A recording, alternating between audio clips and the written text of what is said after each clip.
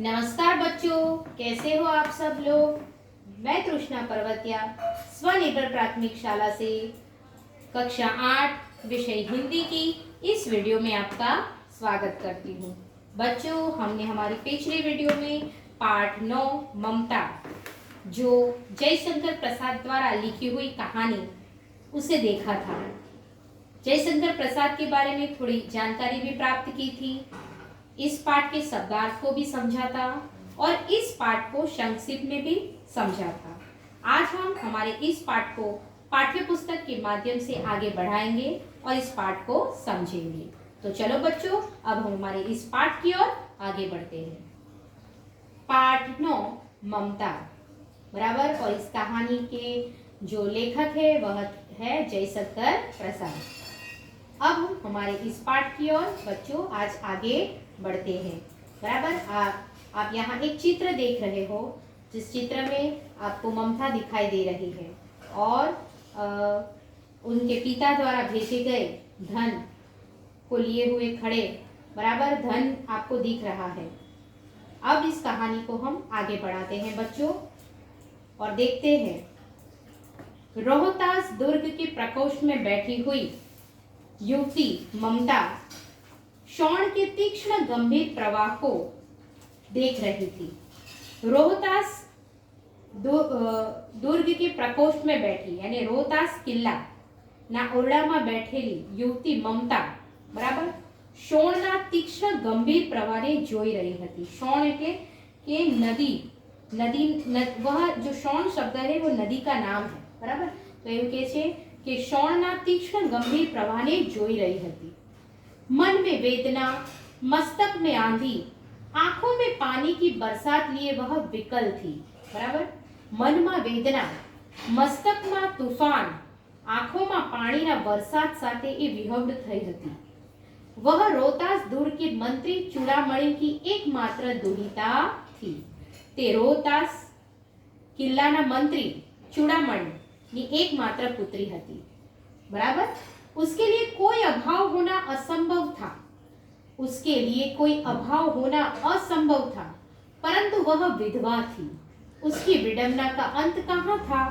तेना माटे कोई अभाव होवो ए असंभव हतो, पण ते विधवा हती। तेरी मुश्किलों क्यांय पण अंत हतो, एवुं कहे छे। चूड़ामणि ने चुपचाप उस प्रकोष्ठ में प्रवेश किया। तभी चूड़ामणि ने चुपचाप उस प्रकोष्ठ में प्रवेश किया। चूड़ामणि ने चुपचाप ते ओरडाમાં प्रवेश કર્યો।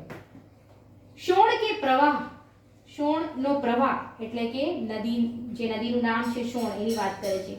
શોણ के प्रवाह એટલે શોણનો પ્રવાહ और उसके कलनाद में ममता अपना जीवन मिलान में बेसुध थी, बराबर। શોણનો પ્રવાહ અને તેના કલકલ અવાજમાં એટલે કે નદીના કલકલ અવાજમાં મમતા પોતાના જીવનને મેળવવામાં બેહોશ હતી।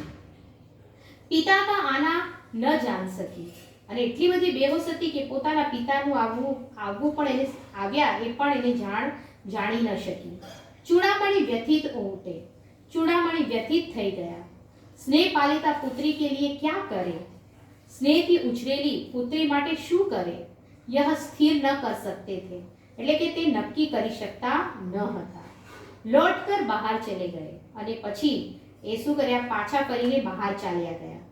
ऐसा प्राय होता, એવું દરરોજ બનતું, આવું હંમેશા બનતું કે જે એના પિતા હતા ચૂડામણી આવતા, એને જોતા અને એની આવી હાલત જોઈને એ પાછા બહાર જતા રહેતા, બરાબર।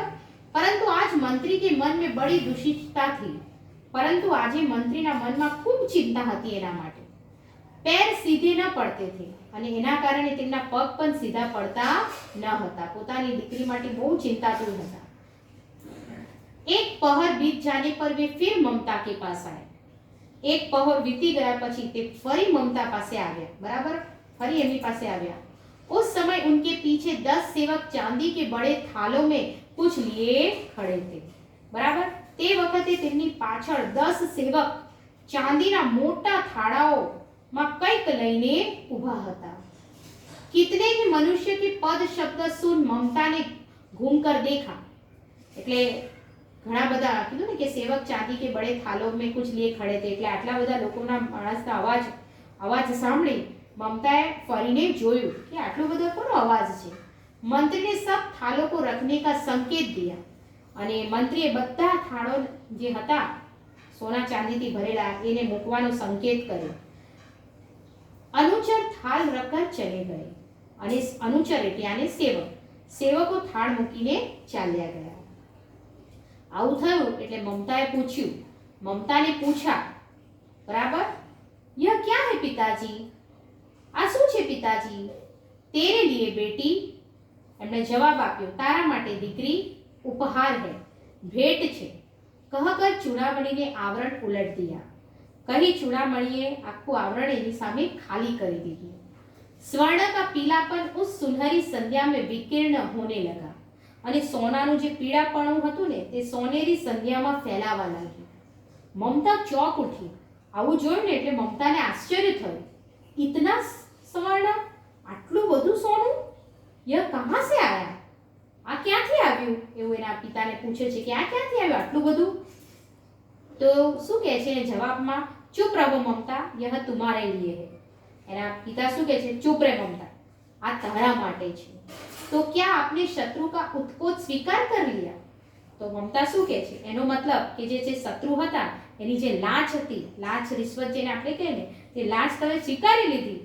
પિતાજી यह अनर्थ है अर्थ नहीं અને કહે છે આ અનર્થ છે અર્થ નહીં કે તમે લાંચ સ્વીકારી લીધી અને એ બધું ધન તમે અહીં લઈ આવ્યા એ યોગ્ય નથી। लौटा दीजिए पिताजी हम लोग ब्राह्मण हैं इतना सोना लेकर क्या करेंगे ममता શું કહે છે એના પિતાને કે પાછું આપી દો પિતાજી આપણે તો બ્રાહ્મણ છીએ બરાબર છે અને બ્રાહ્મણ લોકો આટલું સોનું લઈને શું કરશે એટલે કહે છે કે આપણે લોકો આટલું બધું સોનું લઈને શું કરીશું। इस पतोन्मुख प्राचीन सामंत वंश का अंत समीप है बेटी ત્યારે ચૂડામણી એને કહે છે કે આ પતને આરે ઉભેલા પ્રાચીન સામંત વંશનો અંત નજીક છે દીકરી। એના પિતા કહે છે કે હવે આ વંશનો અંત નજીક છે। किसी भी दिन शेरशाह रोहतास दुर्ग पर अधिकार कर सकता है અને કોઈ પણ દિવસે શેરશાહ આ રોહતાસનો જે કિલ્લો છે ને એના પર અધિકાર કરી શકે છે। उस दिन मंत्रित्व न रहेगा અને એ દિવસે મારું મંત્રીપણું નહીં રહે। तब के लिए बेटी તે સમયને માટે દીકરી બરાબર પોતાની દીકરીની એની ચિંતા થાય છે એટલા માટે એના માટે સુવર્ણ થાળ લઈને આવે છે। પણ જેવો સુવર્ણ થાળ લઈને આવે છે એટલે દીકરી કહે છે કે આટલું બધું સોનું ક્યાંથી તમે શું શત્રુએ જે લાંચ આપી હતી એ તમે સ્વીકારી લીધી એટલે કહે છે કે પાછું આપી દો પિતાજી આપણે તો બ્રાહ્મણ છીએ આટલું સોનું આપણે લઈ શકીએ નહીં। ત્યારે એના પિતા એને જવાબ આપે છે કે આ પતનને આરે ઉભેલા પ્રાચીન સામંત વંશનો અંત હવે નજીક છે બેટા। કોઈ પણ દિવસ શેરશાહ આ રોહતાસ કિલ્લા પર અધિકાર જમાવી શકે છે અને તે દિવસે મંત્રીપણું નહીં રહે અને એ વખતે આપણી પાસે કંઈ નહીં રહે તો તે સમયને માટે છે દીકરી આ બધું એવું એના પિતા એને કહે છે। ત્યારે हे भगवान विपत के लिए इतना आयोजन પેલી કહે છે મમતા કહે છે હે ભગવાન આફતના સમય માટે આટલું બધું આયોજન। परम पिता की इच्छा के विरुद्ध इतना साहस परम पिता એટલે કે ભગવાનની ઈચ્છા વિરુદ્ધ આટલું બધું સાહસ। पिताजी क्या भीख न मिलेगी એટલે કહે છે એના પપ્પાને કે પિતાજી શું ભીખ નહીં મળે क्या कोई हमें दो मुट्ठी अन्न न देगा પ્રશ્ન કરે છે બરાબર એટલે પ્રશ્નાર્થ ચિહ્ન જોવાય છે। पिताजी क्या भीख नहीं मिलेगी શું આપણાને શું એવું કહે છે કે આપણને ભીખ નહીં મળે क्या कोई हमें दो मुट्ठी अन्न न देगा બરાબર છે એમ કે છે કે કોઈ આપણને બે મુઠ્ઠી અન્ન નહીં આપે यह असंभव है આ તો અસંભવ છે। ફેર દીજીએ બરાબર પાછું એટલે કે પાછું કરી દો પિતાજી ફેર દીજીએ પિતાજી પાછું આપી દો પિતાજી। मैं कांप रही हूं એવું કહે છે मैं આ જોઈને ધ્રુજી રહી છું। इसकी चमक आंखों को अंधा बना रही है એવું કહે છે કે આ જે સોનાની ચમક છે ને એ ચમકથી મારી આંખો આંધળી થઈ રહી છે એવું એને પિતાજીને કહે છે। आगे देखते हैं એટલે પિતાજીને જવાબ આપે છે મૂર્ખ હે કહકર ચૂડામણી ચલે ગયે। પિતાને ગુસ્સો આવે છે કારણ કે સોનું સ્વીકારતી નથી ને એટલે એના પપ્પા એને પિતાજી શું કહે છે મૂર્ખ છે એવું કહીને ચૂડામણી ત્યાંથી ચાલ્યા જાય છે।